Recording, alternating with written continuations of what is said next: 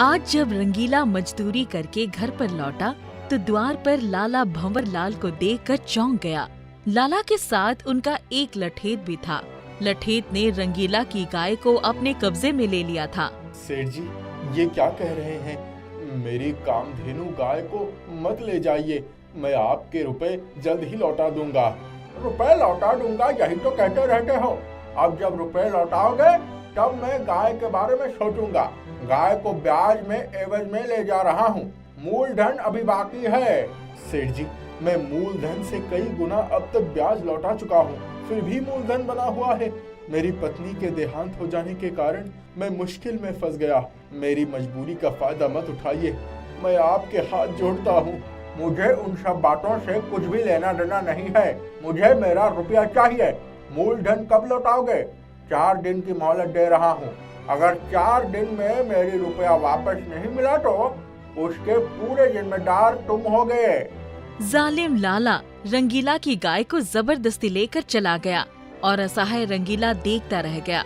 वो बैठकर सोचने लगा।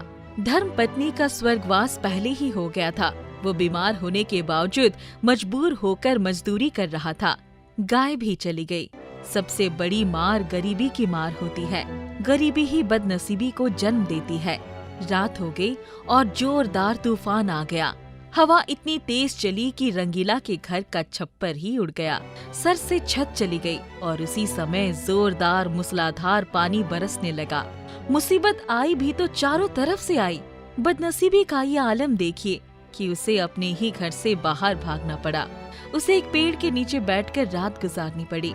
उसने सवेरे उठकर जब अपने घर का नजारा देखा तो उसके पैरों तले जमीन सरक गई। पूरा घर बर्बाद हो गया था। हे भगवान, जमाने के सारे दुख दर्द क्या मेरी ही झोली में डालने थे? मैं तो रास्ते का पत्थर बन गया। एक घर बचा था, वो भी बर्बाद हो गया। उसने 3 दिन तक मजदूरी करके पेड़ के नीचे रात गुजारी। इसके बाद एक और मुसीबत उसके सामने आ गई। लाला के अपने कहे के अनुसार रुपए ना मिलने के कारण रंगीला के खेत पर कब्जा कर लिया।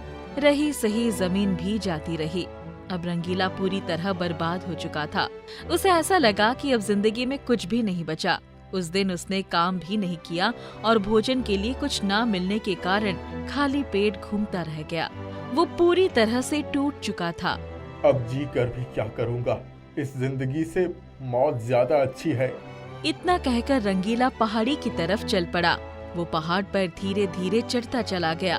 उसने पहाड़ की चोटी पर से कूदकर जान देने का इरादा बना लिया था। धीरे धीरे वो चोटी पर पहुंच गया और कूदने की तैयारी में नीचे देखने लगा। उसी समय उसे ऊपर आसमान से आती हुई एक उड़न तश्तरी दिखाई पड़ी। वो रुक गया। ये क्या अजीब चीज है? कहीं ये कोई खतरा तो नहीं? खतरा हुआ भी तो क्या फर्क पड़ता है? ज्यादा से ज्यादा मेरी जान चली जाएगी। मैं तो यही चाहता हूँ। उसी समय उड़न तश्तरी से 2 एलियन नीचे उतरे। एक एलियन रंगीला के पास चला आया। रंगीला ने अपने दोनों हाथ ऊपर उठा दिए। एलियन उसके पास आया और उसने उसके पेट को छुआ। इसके बाद उसने उसे उठाया और उड़न तश्तरी में बिठा दिया। मुझे मार डालो, मुझे मार डालो, मुझे कहीं मत ले जाओ, यही मार डालो, मैं जीना नहीं चाहता हूँ। दोनों एलियन रंगीला की भाषा तो नहीं समझ रहे थे, लेकिन ये जान गए थे कि ये इंसान अपनी जिंदगी से बहुत परेशान है। वे दोनों खामोश होकर बैठ गए थे। रंगीला सोच रहा था, ये क्यों खामोश बैठे हैं? उड़न तश्तरी बहुत तेजी से ऊपर उड़ने लगी। रंगीला के मस्तिष्क में अनेक प्रकार के प्रश्न आ रहे थे। वो सोचने लगा कि जिंदगी ने इतने दुख दिए हैं, एक और सही क्या फर्क पड़ता है। उड़न तश्तरी उड़ते उड़ते चांद पर पहुंच गई।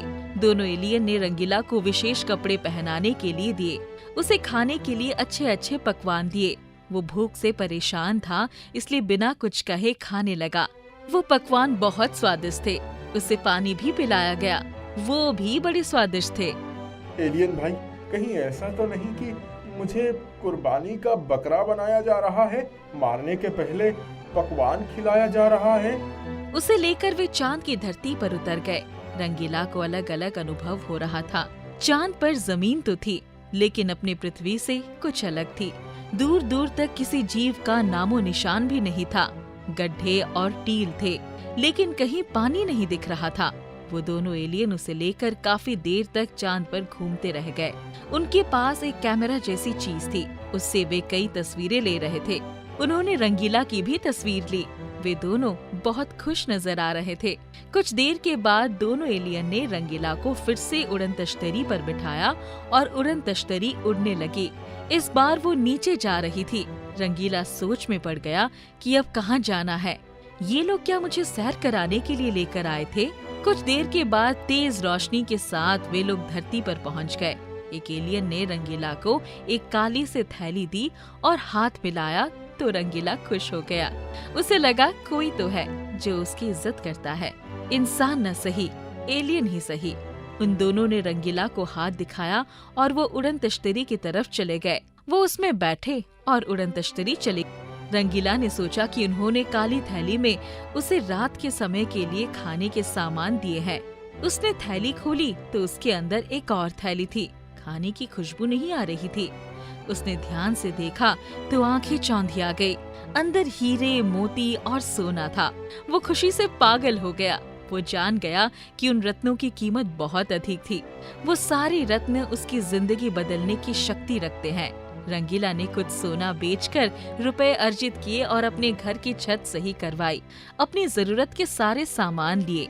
एक हीरे की कीमत उसने सोनार से पूछी तो पता चला उसकी कीमत लाखों में है। उसके पास ऐसे कई हीरे थे। भगवान ने गरीब रंगीला को सारे दुख दर्द के बदले एक साथ छप्पर फाड़कर इतना धन दे दिया कि पूरी जिंदगी भी उससे वो खर्च नहीं कर पाता। वो गरीब से अमीर रंगीला बन गया। रुपयों की धौंस दिखाने वाले लाला अब उसके सामने गिड़गिड़ाता था।